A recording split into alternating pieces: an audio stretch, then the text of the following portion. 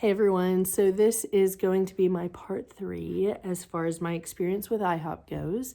In this video, I'm going to tell you the lead up to this dating relationship that I had, and kind of, I think that it's important to note because I'm going to talk about some issues within the IHOP community that I think have led to a lot of other issues.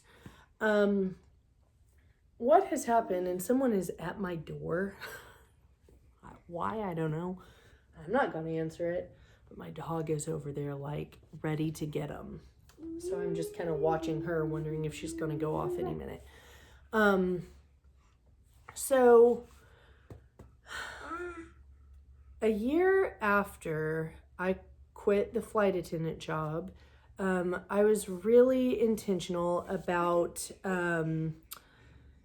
focusing on my healing, taking classes at IHOP, and one of the other things that you've got to understand about this community is there are people who are full-time missionaries, and they say that's on staff. You are a staff member of IHOP if you are committed to be like a full-time missionary here. And the way that those people make their living and blah, blah, blah, blah.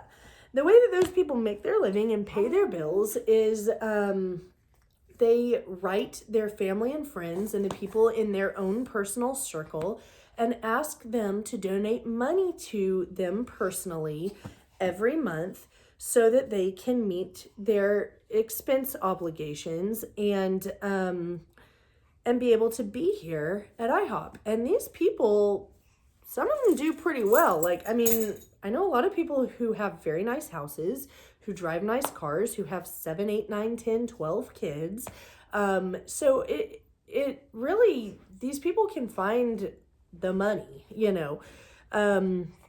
And then some of the people will go to IHOP University, and they will take classes, and it's like an uncertified, I believe it's an uncertified 4-year Bible degree, but it's not like accredited. So I think you get like an IHOP certificate.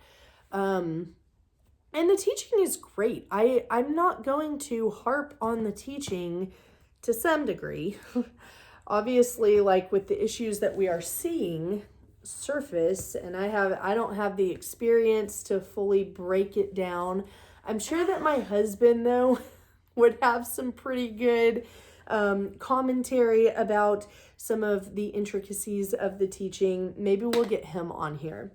But I always thought that the teaching was really good, especially in relation to the end times, like breaking the book of Daniel, Revelation, Isaiah down.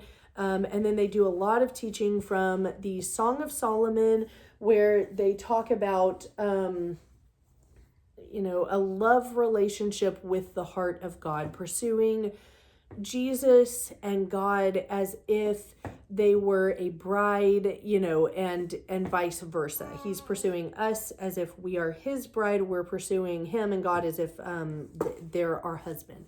So that's kind of the overarching theme of the teaching. The community of IHOP also offers several other kind of branch teachings and communities. I don't know if they are separate entities as far as like separate ministries. I really don't know, but I do know that they have a lot of classes on inner healing, which is basically like, healing the issues of the heart that keep you in unhealthy patterns and things like that. And I got a lot out of those classes. So I don't want to say that my whole time within this community was spent in vain, because I really received some of the greatest breakthroughs of my life here. I learned to overcome addiction. I learned to end unhealthy habits. I learned to walk the walk and not just talk the talk. So I think that that's very important, especially in light of some of the allegations, because a lot of these allegations really can discredit the ministry as a whole.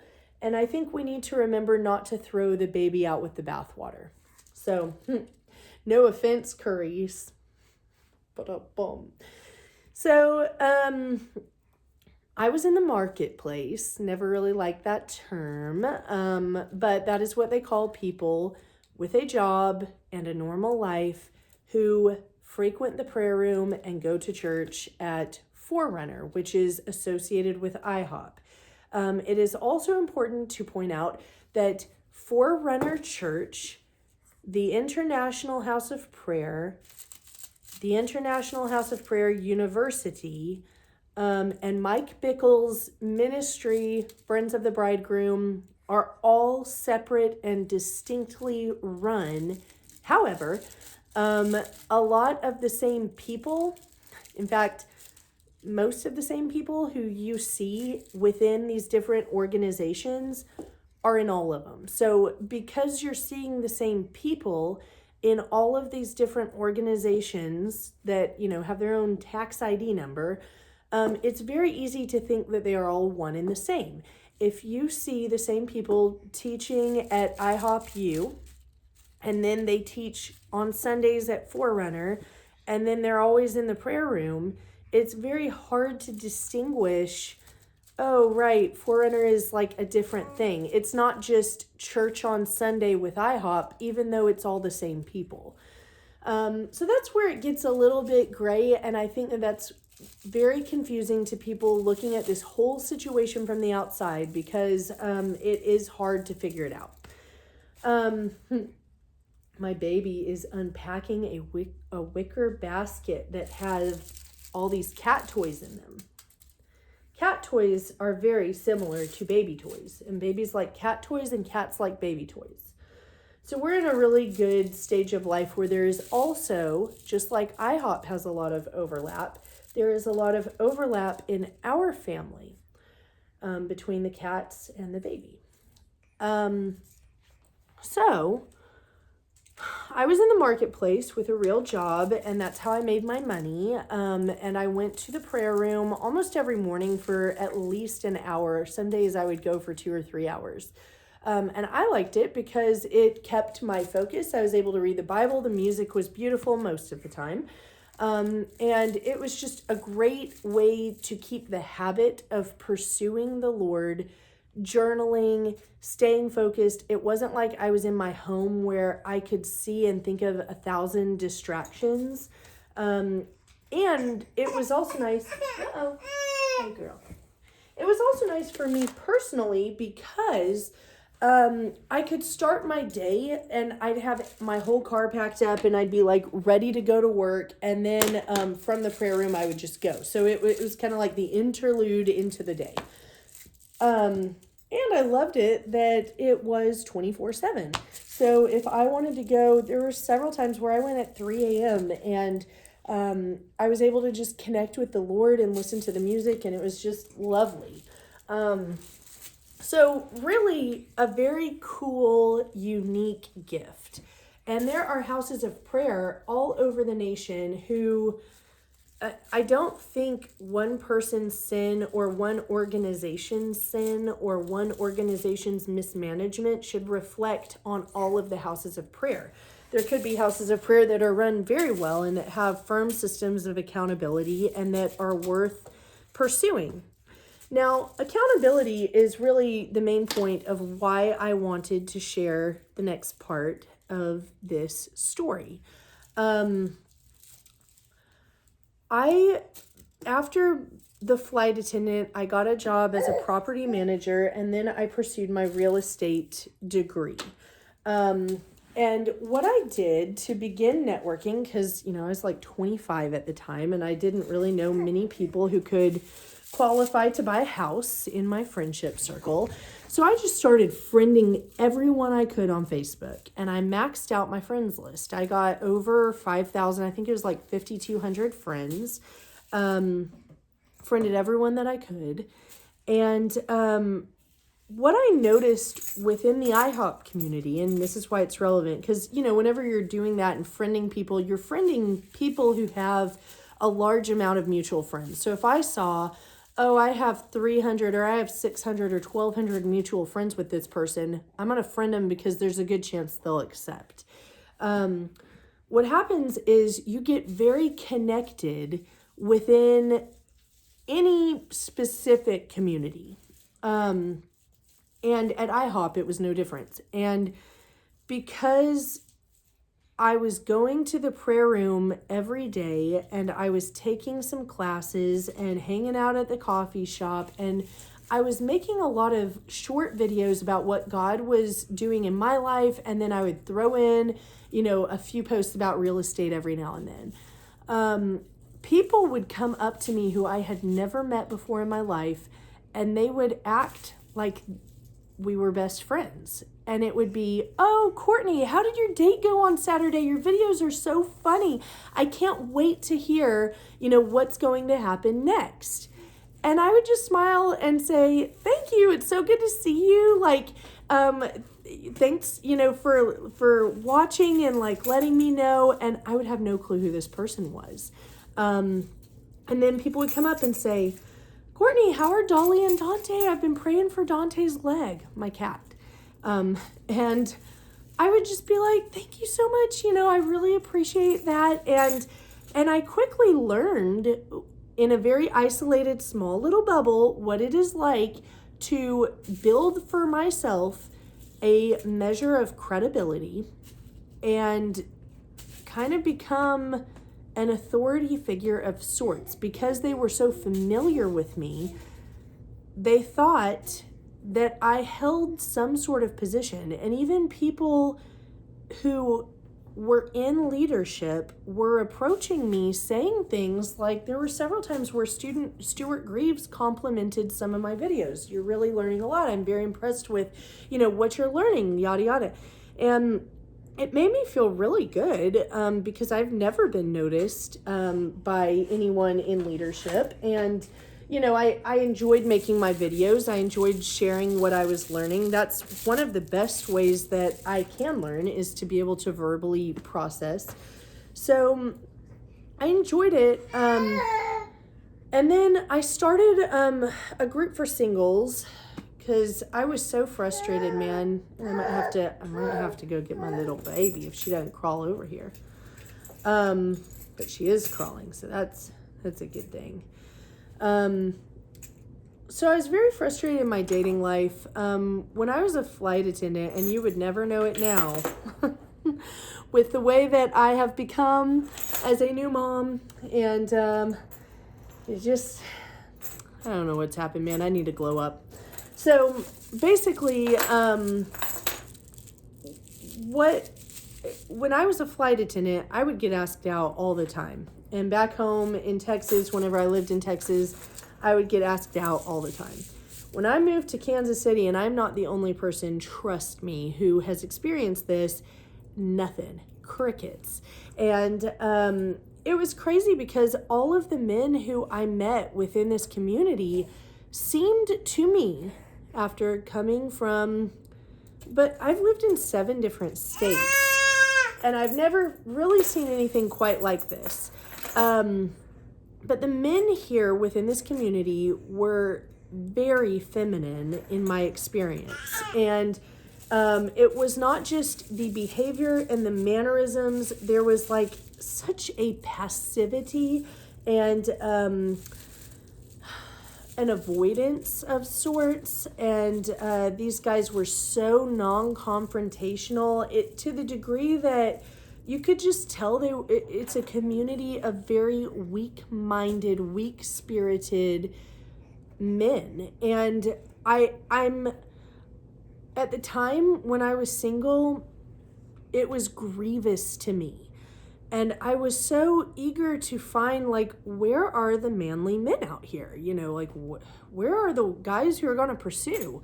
And I'm hearing from all of these friends, women in the community, that they're struggling with dating. And I'm like, why? You look great. You're beautiful. You love the Lord. You've got a great job. You're well-rounded. You like to do fun things. You seem like you take responsibility for the areas that you need to grow. Why would a guy not want to marry you? And I felt that way about myself too. I felt that way about a number of girlfriends. And I'm not talking about just like 6 or 7 people. I'm talking about 30, 40, 50 women. Like, I mean, women who you would just be astounded this woman is still single. And so I thought, I'm going to be the answer to the problem and start a singles group. And, because everyone knew me, I was able to just post on the IHOP Facebook group and say, hey, I'm starting a singles group, meet at this place this time, and 40 people showed up. Now, the reason why this is relevant is because I had never had any formal training. There was no one in leadership over me to hold me accountable for my actions. There was no checks and balance system. I ran this group for almost a year, where people were coming and I was teaching and leading, and I quit because by the end of it, the last several times, it was like me and 7 or 8 very awkward, socially awkward men who I didn't want to spend time with, especially by myself as the only woman. And all of whom are married now. But, and forgive me, like some of the guys are not like who I'm friends with. You're not the people who I'm talking about. So don't think if you were in the group, I'm not saying this to diss anyone. But I just didn't want to be around like these older men, 20 years older than me who, very uncomfortable. And so I stopped the group. But my point in sharing all of this, and I think it's important to see and to understand, and, I used it to my advantage, but it was so easy for me to come into this community and to create a group and to be recognized and seen as a leader of sorts, and to not have anyone watching over me, to not have anyone asking me, how are you representing our organization? What are you teaching? How are you spending your time? Who are you? What are your values? Are you a Christian? And there have been several instances that you don't have to Google too much to, a simple Google search, and you're going to find some situations that have come up where little cell groups have formed and things got off track fast. Now, in the last 5-10 years, they have made considerable efforts. Let me go find a burp cloth. They have found they've made a lot of efforts to become a lot more communal and to really create more accountability, especially within the church. Looking everywhere for a burp cloth, man. This is the ninth time that we have had a throw up incident today. It's not bad, but just gosh, when does it end? Here, let me get your little hand. Okay, got it. I know, I'm cleaning you up. Here, can I see your hand? Yeah. So, that's a problem. And there have been other situations where things did become nefarious and things did become out of control. And I know that there was a murder where a woman was killed at Longview Lake, and that was before I ever got here. But I'm under the impression that that was a result of one of these kind of more fringy groups going out and starting their own thing. So I wanted to share that to give a little bit of insight into the community as a whole from an outside perspective, and just a specific example, a personal example of how this community has really, and I think it's so hard because it's easy to say, oh, they just need to put in community, they just need to put in accountability. But it's really not that easy because this is a mega community. I don't know how many thousands of people are associated in some way or another at any given time, but I think it's somewhere between 2,500 and 5,000. So somewhere in that range, there's about 2,500 to 5,000 people who are somewhat involved in the community, I believe, at all times. So that's a lot of people, not to mention all the people who kind of come and go. It is support raised funded. So the people who are here, generally speaking, are raising their own money in support, which is a totally different breed of person to begin with. That takes a lot of faith. It also takes a willingness to be very flexible and adaptable in a way that I don't think most people are willing to be. Now, I'm not saying that that's a good or bad thing. I'm just saying there is a personality type that would be drawn to a community like this that other people would not thrive within. The other thing about it is because it attracts support-raised people who are living by faith, and I would say an extreme version of faith. It takes a lot of faith to come out to a community and to say, I'm going to give my life to 24/7 prayer and take my time slots and raise my money and spend my time this way and give up other things like for your future. Like, these people are not going to, unless they manage their money well, they're not going to have retirement. They're not going to, have great job benefits.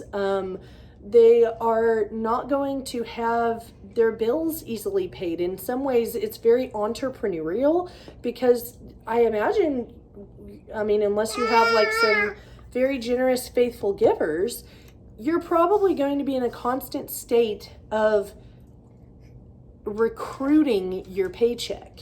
And so, that personality is going to have, is going to be naturally transient and very mobile to begin with. So if they feel God is leading them by faith to another community or to, another place or to another pursuit, I do think that personality type who is already going to, be inclined to live this lifestyle is probably going to be inclined to go where the wind takes them. I've also noticed that within this community, there are a lot of very naive people.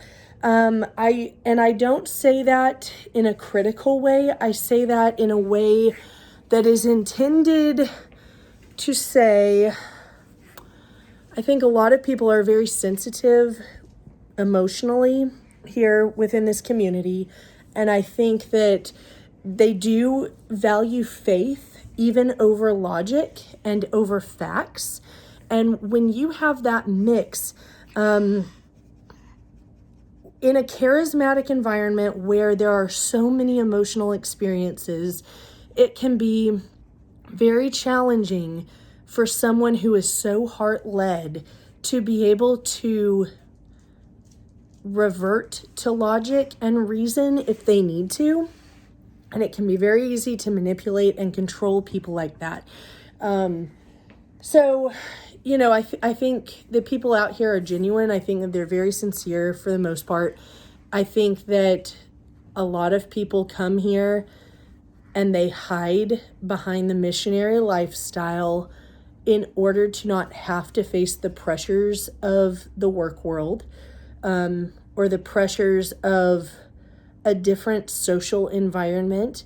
I think this place gives people a place. I think it gives people an identity. I think it gives people a sense of purpose and meaning within their life. And I don't think that's necessarily bad, but I think it can get unhealthy really quick. And I think that we're seeing a lot of the fruit of it having become unhealthy.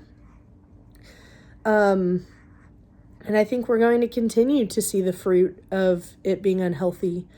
So I'm going to end the video here.